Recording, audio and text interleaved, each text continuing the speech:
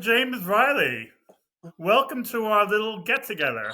So happy to be back. We owe you a great deal of thanks. First Yeah. of all, we had rave reviews for your performance for our documentary last year, Born to Sing. And we even had people saying, wow, where did you get him from? All right. Well, wow, Yeah. that's amazing to hear. Yeah, you did great work there. Really great. Thanks, man. I thank you guys so much for asking me. It was your homespun commentary, it was the guitars in the background, and the sunflower. yeah. We got to thank Carrie for that one. I'm like, Oh. baby, I need something in the background. And without even watching the video first, she just brought in a sunflower. Then we watched the video and we went, whoa, that was good. Synchronicity. Yeah. And for me to wear my other hat, James, I would now like to publicly thank you for the wonderful thumbnails you've been doing for me for the last couple of years. It must be about 100 up till now, and you've really allowed me to raise my game. Thank you, James. It's very gracious of you. Alan, I must thank you because it is the one time a week where I think I've expressed it to you this way before, where I'm able to defy gravity. There's no weight attached to it at all. It's floating, free, and I do love it. I do love the experience of making your weekly thumbnails for your Angelina Jordan videos. Love it. Thank you, James. What is your background, James?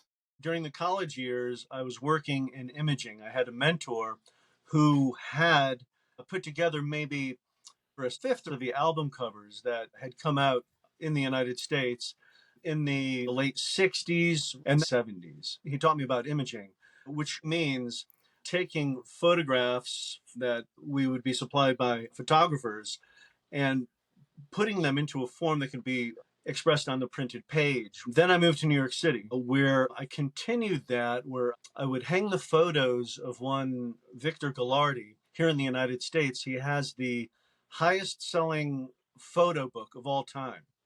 It was called Angels. And so like he went around the world taking photos of statues of angels or paintings of angels. And in Manhattan, I used to help him hang his work. So I stuck around imaging for a while. But of course, I was young. I was in New York City and I knew how to play the drums and the guitar. So I wanted to be a rock star, of course. So who doesn't, right? And so I made a few albums with some bands, and I realized I was not the kind of guy who really likes to be out in the front. I do the stage for a moment, but then I'd rather get off and work behind the scenes. So then I became a writer. Luckily, when you're in Manhattan, all dreams can come true. Really, all you have to do is have the willpower and the volition. And the next thing you know, your dreams can come true. So I wanted to be a writer. Within a few months, I had a writing contract that was worth almost $250,000 a year. So I really learned a lot about writing. And I did acting. I was on stage during that period of time, keeping busy. I played Jesus with an equity group in New York City. That was really wild because I was studying New Testament theology at the time and playing Jesus on stage with a director who understood that there was difference between the four Gospels. We would do a different one each night. And studying it at the college level was really quite an excellent education for me. And then I headed out of New York City and I went into radio and started doing voiceovers for a living. And that was like a couple decades ago. James, let's have an interesting insert into the world of Angelina Jordan, because if you study theology and she talks about spreading love, yes, I think that's a very good mesh. I think that's a really good place where those two aspects intersect. Alan, you couldn't be more right, because that is one of my favorite things about Angelina Jordan, was what brought me to the table seems to somehow, in some way, have brought Angelina to the table as well. And that is love, not the romantic kind, but the universal kind. Yeah. I was aware of my interest in this concept of love, the love that the Beatles sang about. Yeah. All you need is love, not the love of your mother and not the love of your spouse, but love of all humankind, love of all things, love of the world, love of life itself, was something that was with me since I was a little kid. And I knew from even the youngest age that love was the most important thing ever. And that it was worth defending any hill. All you need is love, love. Love is all you need. I counted myself very lucky to have ran into a woman. Our kids were going to school together. And so we made friends and we used to have coffee and talk about love. I finally found someone I could talk to about love. I had no idea she was like a celebrity. And she had written a bestseller on the concept of love.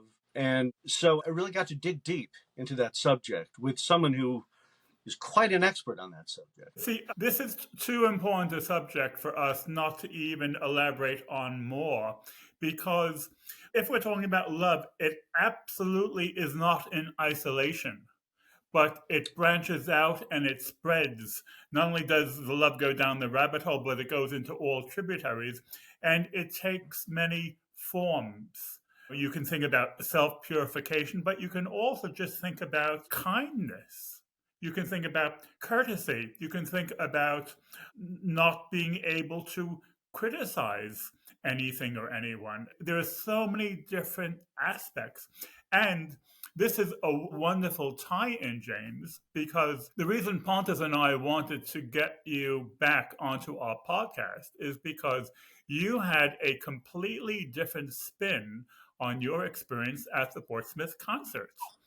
So when you... I loved it. I loved it. Okay. So when you saw that concert, it was not a matter of the glass was half empty or the glass was half full. For you, the glass was overflowing. Overflowing, man. It was a sea. Yeah, it was an ocean. And so that really ties in to how we are talking about love, the way Yes. you were able to transform your experience into something radiantly positive. Yes. Oh my, yes. And I couldn't have been more pleased. We were there, of course, to see Angelina Jordan singing, and she does that incomparably, of course. But in between most of her songs, she spoke about what was important to her, and that was love. It's almost as if I enjoyed the in-between part of the songs as much as I did the songs, because there she was just yards away talking about how important love is and that we all love each other and that love is the most important thing. And I was listening to music, just hearing her say those words. And I'm so glad I'm here to witness that. I was just so glad to be present for the opportunity to hear Angelina talk about what was important to her. And that was love. And what's striking is at how young an age she understood that and how young an age she was able to articulate that. For example, when she was speaking to the Norwegian poet friend of the family at age 9, she basically said, as we said in the documentary, love is everything. Kjærlighet er veldig... kjærlighet betyr alt. And when she was being interviewed about giving away her shoes, the generosity involved and her understanding at such a deep level to give away her shoes, this is not something that you learn in school. I know that I learned about it through a very challenging childhood, but I had a very difficult childhood. And it was through that difficulty where my inner voice said to me, it's not your fault. Yeah. You will get through this because you have the strength. But remember to love anyway. So that's what was happening inside of me. And we all know that Angelina didn't have any type of bad experiences like that as a child. Yet she came to it naturally, somehow. Yeah. That's interesting. How come a small child like that, like you and Angelina, can come to that conclusion? What is it in the human nature that is inherited? I think a lot of it is down to parenting. When you're 3 months old and 6 months old, you don't have a cerebral filter. So everything you experience, it's almost the way a dog experiences something. It's completely instinctive and completely on a gut level. And so you feel how people are around you. So if you do not have the love, either from one parent and hopefully two, then immediately you are compromised because then it's not really in your repertoire. Once you have that love at a young age, it's like having money in the bank. Yes. But your experience, James, wasn't that not having that in your life and still having the strength to find it in yourself somehow? There were two worlds for me. There was the one very challenging world, but then there was the other world of visiting my grandmother. And in her house, she was sweetness and love itself. And her youngest son, my Uncle Paul, he also was just absolutely filled with love. In fact, he still is that way. I think he's retired now, but he's like the head of the committee or the board at Harvard Medical for uncurable diseases for children. And he works every day with children because he overflows with love. And this is the guy who's 9 years older than me, who's really like an older brother who helped raise me. So I understand from his help and from my grandmother's help, I understood what unconditional love is and what loving something about life just because life is life. And here we are. There's something that is really important about love in that context. Yeah. It's funny you should say that, James, because I had the same experience. For me, it was my father's father. He was the one beacon in my childhood of someone who I really looked up to and admired. I remember when I was 9 years old for my birthday, he gave me a trumpet. And here I was being presented with a trumpet. And this was my future career. I was going to be a trumpet player when I grew up. And you just need one beacon, one ray of hope. And then if you focus on that, it's a possible way forward. Alan, I'm really glad that you used that term beacon because that's one of the terms I wanted to use today when I was going to talk to you guys about how I felt about Angelina Jordan. I feel that she is a beacon. Yeah. And when I was at the concert, I had a transformative experience. And I believe it's because I look at Angelina Jordan as a beacon, as someone to inspire me to be a better version of myself. Yeah. Because she seems to always be striving for that too. Always to be striving to be a better version of maybe a singer, but to communicate that which is deep to her, that is important to her, and to always get better and always be better. There's a growth and an evolution. And I feel that she is a beacon for that mindset. What was striking to Pontus and I, and what we really wanted to elaborate on now, is the transcendent experience you had in Portsmouth still has not evaporated. That is still with you. Oh, yeah. It was as if I was waiting for it forever. There before me was the great Angelina Jordan. Can I use these words? A superior human being? Maybe. She was absolutely an inspiration to me. The entire night, her excellence to me is incomparable. But afterwards, Carrie and I were speaking to Mama Sarah, and then she started videoing us talking about something that we liked about the concert. And I realized I was standing there talking to Angelina Jordan's mother, with a double Grey Goose, with a splash of cranberry, and a wedge of lime in my hand. And whereas it is a tasty drink, there was a voice inside me that said, you're talking to Angelina Jordan's mother right now, and she's videoing you. You don't want to have a double Grey Goose in your hand. You don't want to be that guy. And just in that one sentence from my inner voice, it's as if it turned a doorknob and opened a door to the person I would much rather be. Yeah, it's true that for the last several months before the concert, work has gotten so busy that I was really tired and exhausted, and I was really down to my last nerve. And I was not making a secret of it. I was not the nicest person to my coworkers. Sometimes I can feel smarter than some of them, and I let them know it. Sometimes I can feel like I'm better with language than they are, and I let them know it. And I didn't care because I was so exhausted. Wow. And Carrie and I took a week off, and we went to the beach, and that was nice. You get your normal kind of rest and relaxation. But then, a week after that, we saw Angelina Jordan. And that's when the door opened back to myself. Yeah. There before me stood who I consider a beacon, an inspiration and a leader to us all of pure heart. And that's who I am and who I want to be. And I want to continue to be that and a better version of this. So when she stopped herself between songs and closed her eyes and spoke about what was important to her and what she wanted to convey to others, not through song, but through the words of her speech, were the words that I wished I were saying to myself that entire time.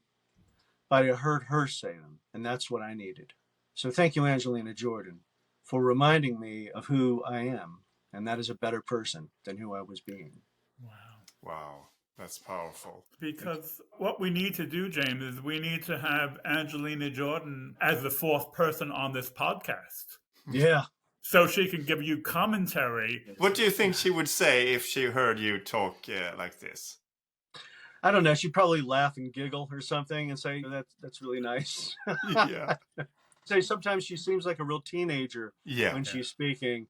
But then at other times, she just seems like an enlightened master. Yeah, it is strange. The duality is very interesting, and I think also points to what it is to be human. Because we can't be just a genius all the time. Even Einstein was probably kicking his dog sometimes or doing something other that we shouldn't be doing. And the illustration that you yourself, James, just said, that you were wishing you were on this end of the spectrum of being a good human, and you found yourself being on quite the wrong end of the spectrum. Yeah. And then once you get somebody or something or an inspiration to look upon yourself from the outside and in and see that, okay, I need to move the needle here a little bit. We can't all be like Jesus, but we can strive for that side of the spectrum. And I think that's powerful. It's like the painting on the Sistine Chapel where the finger of God and the finger of man, and they're nearly touching. And there's that little electrical catalyst that shoots across and that inspires. And sometimes all we need is a little catalyst. I remember when I was 6 years old, we were sitting at the dinner table and the conversation, something was said, and my father raised his left eyebrow. And I remember that from 70 years ago. And this is how life is. You have these little moments which, may I use the expression with you, Pontus, like a ripple in the pond. Yes, you may. That's from our first episode. Exactly. Yeah. And also what I feel is these small nudges to be a better person or to love more or to have this insight into universal love. Most of these nudges, I feel, is through the arts, really, because it's not through the politicians. That's not the way forward. It's the arts. It's what makes us human. And I think that is so interesting that you, James, have this background that is also very much in the arts. There's a lot of things that comes from art. The written language, of course, the singing, the musicality. Sure, yeah. Her design sense is off the charts, man. Yeah. You know? All three of us are parents. And one of the things that I learned being a parent, when you look at a child who's 3 months old and 6 months old, it's like a blank slate. They're completely untouched. And with no previous background, very young child, if they had a choice between light and darkness, if they had a choice between love and hate, if they had a choice between right and wrong, would instinctively go towards the light, would instinctively go towards the love. That is our natural instinct before fall from grace. It's really well put, Alan. And it's a matter of keeping that focus. It's a matter of having in your life the concept that there is something which can inspire me. There is something which will make me see a path forward with better light and with better insight. And sometimes it will come from a very unexpected directions when you least expect it. An unbelievable concert. And it was, but it was also so much more, as we're discussing right now. Yogananda said that music is the divine art. It doesn't require language. It doesn't require you to see colors or be colorblind or anything like that. We can even feel vibration if a person does not have this sense of hearing. You can feel the vibration of music. And then if we consider that, and if you subscribe to such things, the Om vibration could be the creator and the sustainer of all things. That everything that we see and everything that we can perceive and even touch or sense is all energy. Yeah. And all energy is being held aloft by a vibration. This is exactly the understanding that physicists have. Physicists define everything in terms of energy. Modern science has caught up with that understanding. Right. So true. And I think also the vibration is a part of the scientific knowledge about how things work, with the cosmos being made up of vibrating strings. Alan said they're catching up. But science is very often analysis and it's cerebral understanding. But music bypasses the head. It bypasses that and it affects you viscerally. You do not need to analyze the music to feel it and to appreciate it. Most people have a job where they need some level of analysis. They need to engage with their head. But we have made sacrifices to go in that direction. But music brings us back to a more primitive understanding of how we can feel. Yeah. Interesting you should use the term primitive, because I think it's also the most evolved way that we can understand through music. I would like to ask you, James, you've been even active in the music scene and must have listened to a lot of great artists over the years. What is so special about Angelina? How come she is the one that cuts through everything and just goes to the essence of it? It's like asking, where is the site of human consciousness? Yeah. Yeah, and I think James knows the answer. Yeah. So the very basic difference for me between Angelina Jordan and anybody else is that it doesn't matter what Angelina Jordan sings. Somehow I love it. She sings songs from genres that I really don't listen to, and I've heard them sung by the original artists or covered by many other artists. Take Summertime, for example. Summertime's a great song. Everybody knows it. It's been covered 1,000 times, if not more, by so many artists that we've listened to and love. But I don't care really to listen to it unless Angelina Jordan is singing it.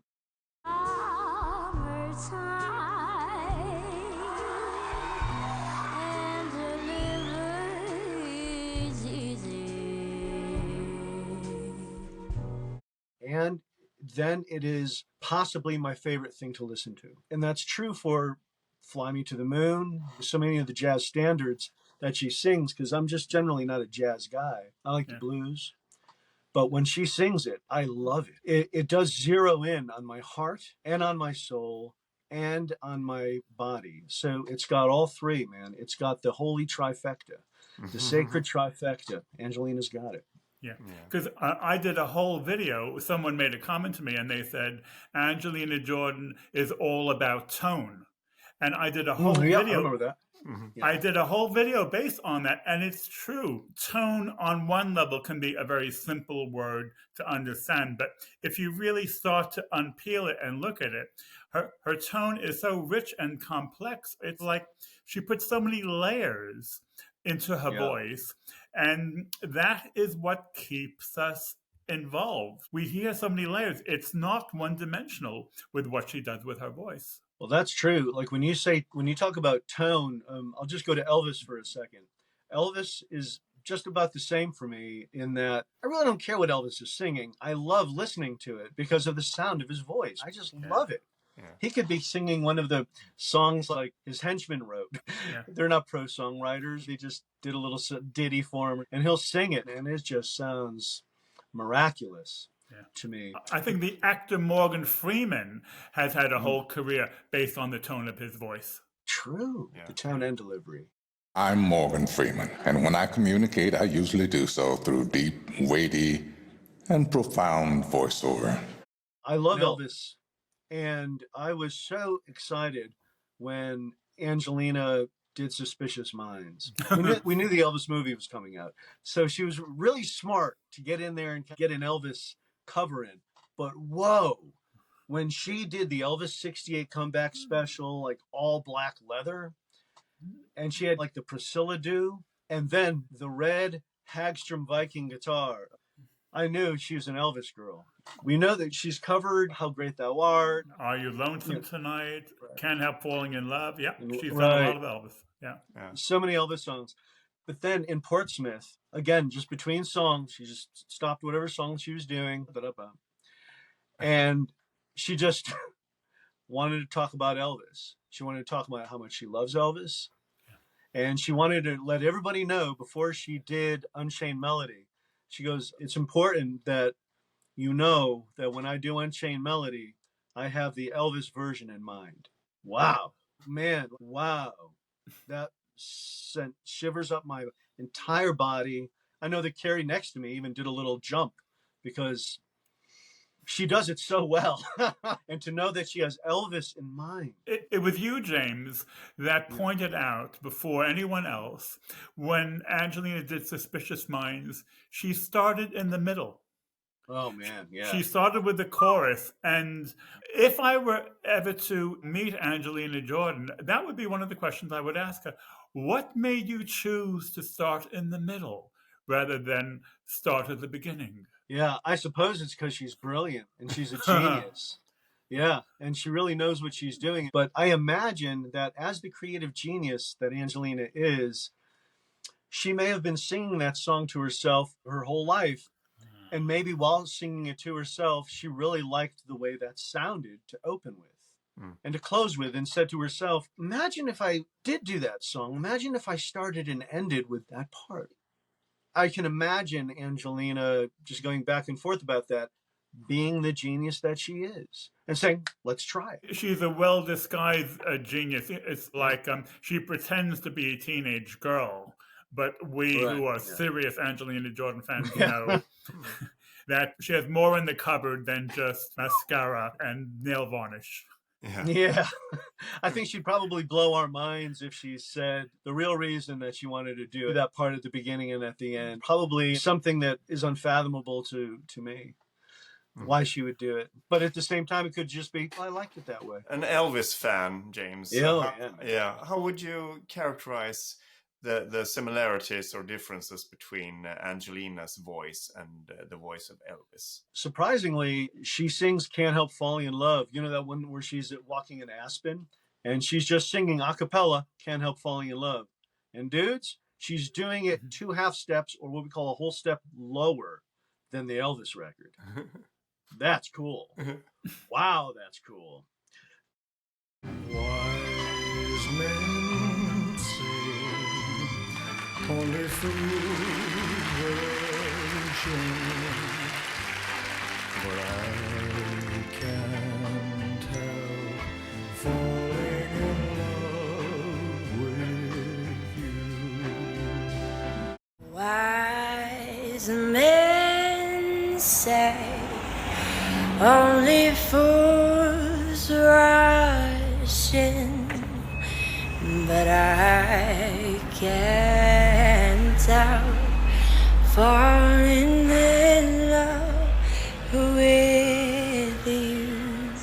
She has a richness to her voice, a fullness to her voice.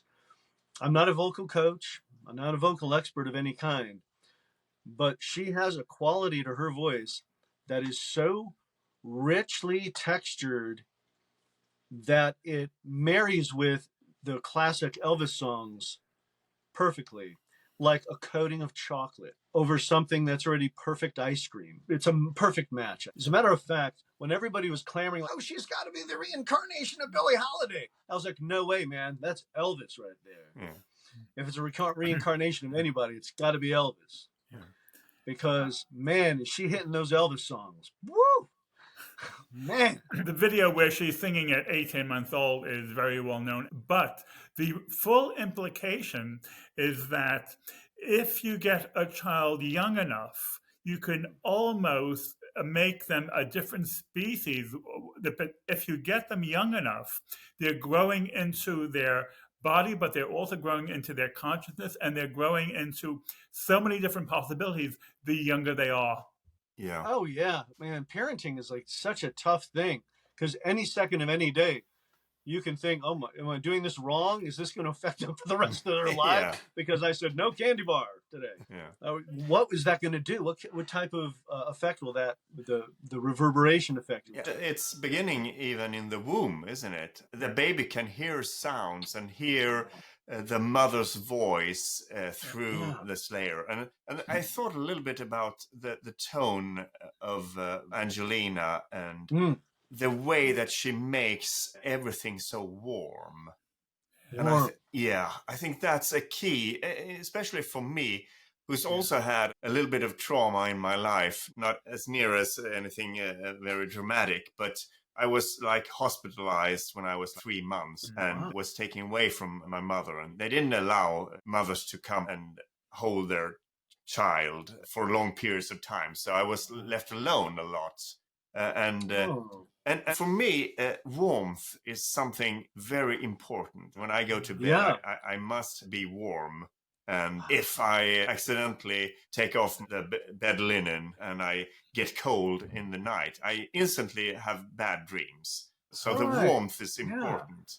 And I'm also thinking a little bit about how my mother's voice sounded when I was in the womb, and connected that with the tone of Angelina singing with that warm voice of hers. I did a reaction where I compared Adele's Easy on Me with Angelina's, and the warmth in the voice is very apparent in Angelina when you compare it to Adele. So for me, there's something there that is very important, because I want to feel safe. I want to feel taken care of. And when I listen to Angelina, I go into that state. I'm warm, I'm safe, I'm comforted. It's going back. I have a great idea for future marketing of how the best way to promote Angelina Jordan's music is we put her music in the incubator rooms where new babies are, and the new babies will hear something. Did you see Angelina Jordan did a TikTok a week or two ago of Fragile, where she's having her cousin sitting on her lap, and halfway through the TikTok, her cousin is looking up at her as if to say, "What is that wonderful sound you are making?" Yes. Mia said, one of the Norwegian judges, soon even little babies will be affected by Angelina Jordan. Det rører hjertet mitt så sinnssykt. Men det er ikke bare mitt. Det er svørmingen hele verden snart. Personally, I can't wait for the world to find out about Angelina. Everyone seems to be touched by her singing, even little babies. That is so true. Before I was talking about her voice, to me just sounds like chocolate going onto perfect ice cream. That was a silly way of saying what Pontus just said, just so profoundly and perfectly, which was being wrapped in a warm blanket. That's what her voice is. I cannot possibly say it better than that. And it's interesting, James, because on one level, you're 1,000% correct that parenting is such a tricky business. You can fall off the tightrope to the left or to the right. But on the other hand, being a parent is also very simple. All you need to do is feel love nonstop and communicate that. And then that gives your child the foundation that they need for the rest of their life. Of course, love is not either on or off. Love can be tainted, or it can be conditional, or it can be in different directions. But as a bottom line, if you at least have that in your repertoire, if you at least have that as a focus, this is why we have this podcast. So we can communicate what Angelina Jordan is trying to communicate. You just mentioned conditional love. Dude, that's not love. Love is unconditional. And that's what Angelina's talking about. She was on stage taking up her time. She could have been talking about anything in the world. And she was talking about love, the unconditional kind of love, the kind of love that changes worlds. That's what she was talking about. Do you think she will have an impact on the world with her music? I do. I do. I think that she is perfectly cut out for it. I think when I'm being a little less than serious, I like to say that I feel that in the future she will probably be the empress of the world. So everybody just get on the bandwagon as quickly as possible. But I think that Angelina is growing, as St. Francis put it, the tree that grows slowest grows strongest. Wow. I think that the way that she is evolving and growing and becoming famous bit by bit, person by person, this is the strongest way for her to grow and the best possible scenario for her having a positive effect on our world is to grow as strongly and slowly, person by person, the way that she is. There are a lot of her fans who are 60 and 70 years old who want her to be world famous yesterday. I think some of that might be, oh, we want her to be world famous and we want the satisfaction of seeing it, just in case it doesn't happen. We're so conditioned, Alan. You came from the United States. Pontus, I know you lived here, and maybe you've heard of the Ed Sullivan Show, but we all want that Ed Sullivan Show moment for Angelina, right? It's the Beatles! Yeah. Or it's this guy, Elvis Presley, swinging his hips. And now, Ticket to Ride, Yesterday, and Help, the Beatles, here they are. And the next day, that's all anybody ever talks about. Yeah. I don't know that that can happen today. I don't know that there is an outlet like that today. I mean, you had Arab Guy on your last podcast, and he made a really great point, which was we have no idea the kind of deal that they've made with the record company. We don't know what the record company has planned for any promotions. Maybe their contracts are completely reliant on outside agencies for promotions. Man, we don't know. What I do know is, I wish I knew, but it appears that Angelina seems very happy. And there was a video maybe last month where she and Juliet were in the studio. It was broken up into 3 parts. Yeah. And Juliet was saying to Angelina, your time will come. Do you remember that? Your time will come. Don't worry, your time will come. Your time is gonna come soon. Time is gonna come. You're the best. And then you guys agree with me? And so maybe even somewhere in Angelina's mind, she thinks there's going to be that Ed Sullivan moment where she'll have that #1 hit on the radio. And she could, man. If I have to tell you, like, Now I'm the Fool, forget about it, man. I think that is the greatest song. I think that the Stones should have held off on releasing their latest record until they heard that. Because I hear the Stones covering Now I'm the Fool. Man, that's a great song. What can I do when you tell me I deserve someone better than you? You already know how to break a heart in two.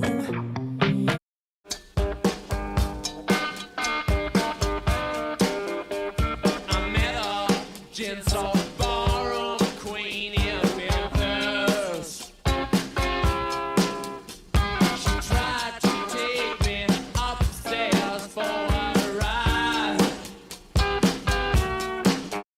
But it's coming, Angelina. It's coming. Yeah. It's really great that Juliet, being 5 years younger, can turn to her big sister and say, your time will come, because it shows how positive they are as human beings. And that positivity is a variation of love. Juliet looked at the camera and said, oh, I'm so ugly or something. And Angelina goes, no, you're not. No, you're not. Don't say that. Exactly. Yeah, well done. James, I'm going to applaud as well. Yeah, and me I'm too. going to applaud you for your wonderful description of life and reality and Angelina Jordan and how you feel. You've been a real tour de force. Yes. Boy, Angelina is a tour de force. And I am so glad to be alive at a time when she is just coming up. Yeah. We're just watching her blossom and bloom. Yeah. It's such a wonderful moment to be alive. It is. Yeah. This not only redefines the nature of music, it redefines the nature of art and the impact of art. This is the impact of art off the charts. Because you can go to a museum and say, oh, I really like that painting. It brought tears to my eyes. But you don't see a painting and say, oh, it changed my life. I wanted to say two things. Angelina from the stage said that she met and spoke for a very long time with Priscilla Presley, and she feels they have a very strong bond. I don't know if anybody told you that who went to the concert, but I wanted to be sure that you guys knew that. Okay. We've seen the picture of Angelina with Priscilla, but for her to claim from the stage that we now have a strong bond, That's interesting. very huge for me, just as an Elvis fan, but mind-blowing just on it being an Angelina Jordan fan kind of level. Just really blew my mind. I wanted to make sure that I told you that before I left. That's very interesting because how do you approach somebody like Priscilla in a situation where there's a lot of press and everybody is going, and how do you make that connection so fast? Because that must have been something in what they were telling each other.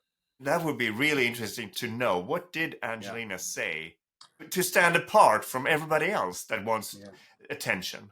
Maybe Priscilla heard Angelina Jordan's music and said, "Oh, I must get to meet her." Yeah, that's Could be, probably yeah. it. Carrie had something to say. Carrie wanted to say her voice was so evolved. It was so much more powerful. Seeing her in person, her personality really came through on the stage, and she was so charming. Yeah. And she was charming when she spoke truthfully. She spoke sincerely. Sincerity is important. Yeah. But sincerity without thoughtfulness is not complete. She is both sincere and thoughtful. Yeah. And I think So that striking. sincerity really comes through in her singing.